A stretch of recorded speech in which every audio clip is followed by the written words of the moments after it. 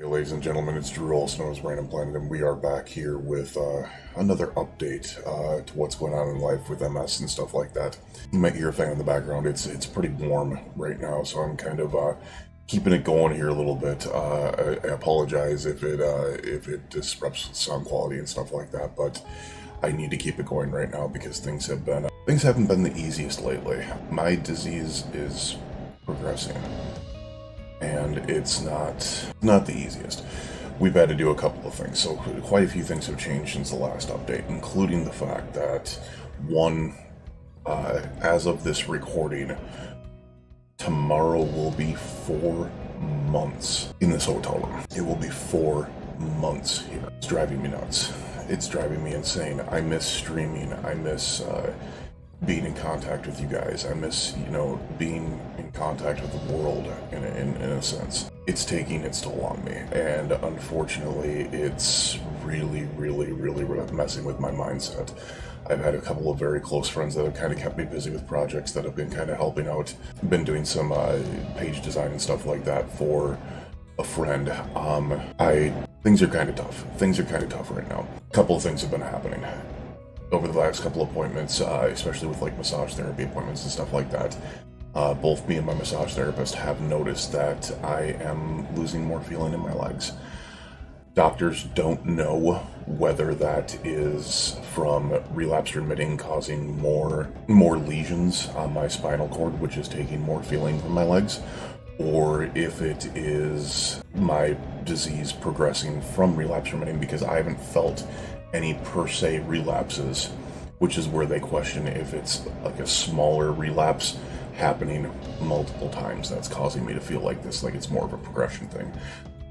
But the question is really if I am pushing from relapse remitting to secondary progressive MS already, which is, it's a different story. We're now in full scale battle to be able to attempt to stave off the need for anything more than the crutches, which would be a wheelchair.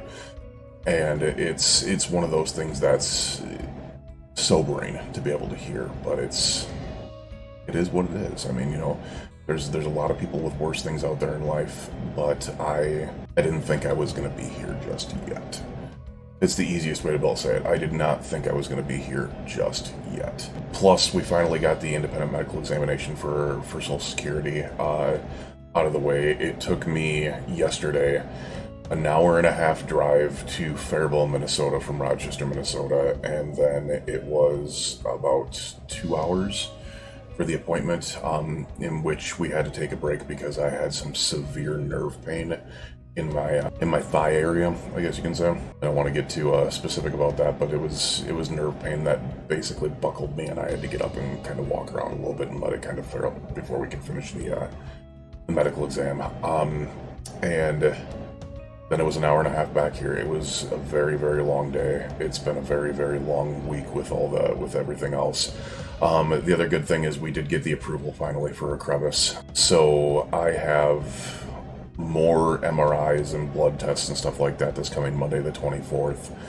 And then my doctor, Dr. Krause, who's just amazing, she literally canceled my appointments with all the other doctors that I had dealing with neurology, because she was the one that saw me in the hospital during this whole thing, and she's been dealing with my appointments since. So it's been nice to be able to have someone there on a consistent basis that knows what's going on since the beginning. It's helped out a lot. It really has. And so we're gonna do the MRIs, we're gonna do the blood tests, and then they're gonna finally schedule the Ocrevus infusions. Which, with the Ocrevus infusions, what I've been told is it's going to be a infusion, and then 2 weeks later an infusion, and then I won't have to get one for 6 months. It'll be every 6 months after that point, if it does good things. I think it gives it the time after that first 2 weeks into the 6 months to be able to see if it's making a difference. It could slow my disease, which, God, am I hoping it does. God, am I hoping it does, because it's kind of spiraling at this point. The other thing that is apparently during the Ocrevus, so I'm going to be going into an infusion center. They're going to be pumping me full of Benadryl, and then they're going to be monitoring me. And then it's going to be this infusion, and then I believe I have to sit there for like an hour and a half after the infusion is done. because they have to monitor me to be able to see if I have an allergic reaction or any reaction to it, the medication. And if I'm right, this has to happen after like every infusion. So along with the fact that these next MRIs, they have to do an MRI of the brain, of the cervical spine, which is the neck, the thoracic spine, which is in the upper back, upper part of the back, and then the lumbar, which is obviously the lower back. And I just realized I completely did not mute that. All right, that's actually my friend that I've been doing a lot of the work. Z, she's honestly my little sister. She's been amazingly through me throughout this whole thing, kind of keeping me busy and and allowing me to be able to, kind of talk to her about things, what's going on. It's been nice to be able to have someone there. But what I wanted to talk about was the things that are happening right now during the way that the world is right now. And I know this is kind of a rambling update a little bit, because I'm just trying to get thoughts off my mind. And it's made 10 times worse by the way that the world is right now. And it's made 10 times worse by the way that people in the world are right now. There's some fantastic people out there. There's also some people that just don't get it. And I'm not talking about MS at this point. I'm talking about the fact that they just don't get that there are other people in this world that are suffering right now. I've had people attack me for apparently being a handout taker because I didn't know that was possible. Doctors have told me, it's a good thing that you're not driving. I made the comment that I've held off of driving because I didn't trust myself with the reaction times and everything else, and they said that's actually good.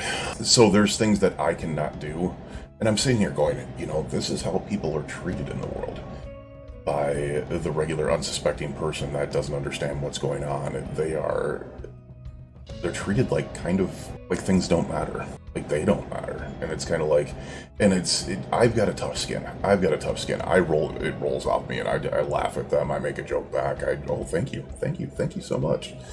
Stuff like that. But at the same time, it's a little bit rough. I can see how this has been rough, especially since I've been in Discords and stuff like that, talking to 13, 14-year-olds about having primary progressive, and if they're getting treated like that, really? And this doesn't just apply to MS, this applies to the world right now. There is so much division in this world, it is ridiculous.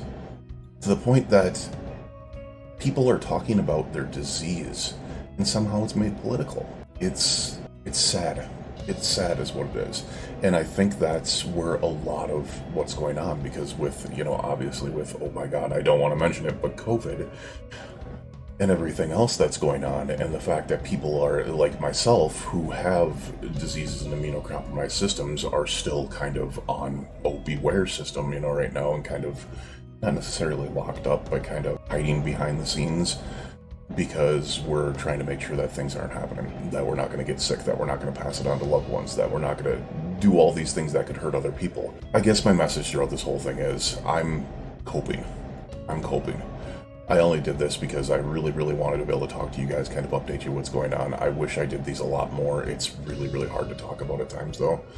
And to be able to send this one message, it's something that I put in all my other videos, whether they've been gaming or anything else. But you, your friends, your family, and your loved ones, please stay safe out there. It is a weird, odd, just kind of broken world right now. And I'm not talking about the world itself, I'm talking about the people. The people are kind of broken right now. It's an unknown world.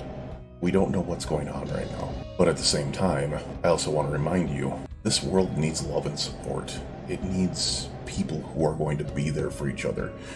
This is the time that humanity is supposed to come together and show the world just how strong we truly are.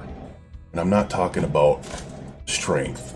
I'm talking about just how much we watch out for each other, just how much we have the natural biologic feeling to be able to go ahead and say, this person's hurting.